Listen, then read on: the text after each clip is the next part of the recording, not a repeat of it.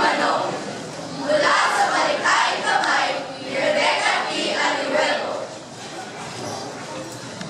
Parang hindi nagpapagod ang mga manok ni Makoka. Nang nagsimula ang isa, susunod ang iba.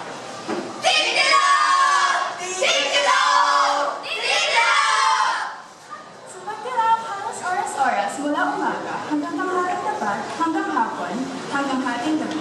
Lahat sila'y nakadilat, lahat sila'y naguguyan. Tigilog!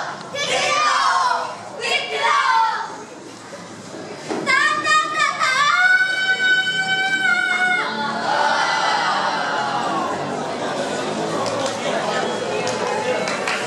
Si Onyo, ang bunsong manok, ang pagtanging nagbubuko. Namumula na naman ang tuba, ay hindi pa rin lumalaw. Minsan, ang pawala niya ay ilang nakikis. Naluglog sa tubig, sa loob ang buljim. Mula noon, ay lalong hindi na makakinig. Sa mga manok na salo-salo, ang naman kumain. Lagi siya sa isang sulok. Nakatog. Sumisimot. Nakakalungkot. Tumare ang pinito. Paglalakak umilaw. Upo-upo lang ang tunog na kaya niyang ibuga. Akala tuloy ng iba, nakalunod siya ng itlog na kailangang iluwa. At hindi siya ang manok na sa itlog nagbuga. Akala naman ni Onyo, parati siyang pinagtatawanan ng mga kapwa manok, kaya hindi natapasapos araw-gabi sa bakuran ang mga tanaw. Onyo! Ang sabi ng kalarong si Coco. Pagkalit ang mga kapwa manok. Gusto ka lang nila, tututos mo yun. Mag-ensayo ka sa pagkilao. Tuloy-tuloy, huwag matakot. Para ano, nag-iisa kang manok. Kung hindi rin lang sinilao. Nang lakas, lubos-lubos. Mahal ang kaibigang Coco. Bakit kasi isinilang ka ako? Paano ako naging manok? Eh, puro naman kumol. Anong boses ito? Wala namang may tulong. Boses ka, ang masakot ka. Sabay kalawang na palakot.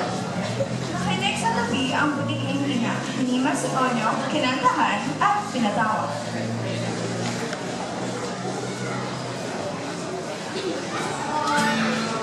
Onyo, wala nang dahilan.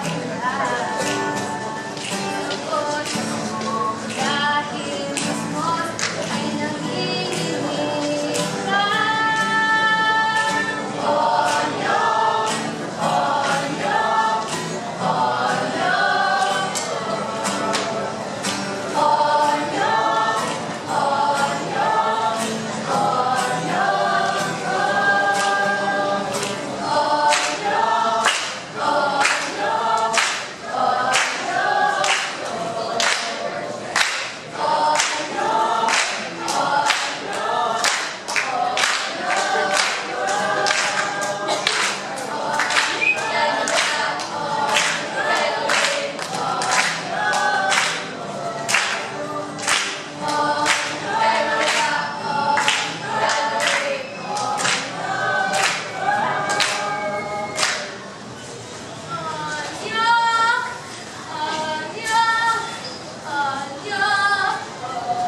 Kumurok si Onyo at lalong nagmasinga.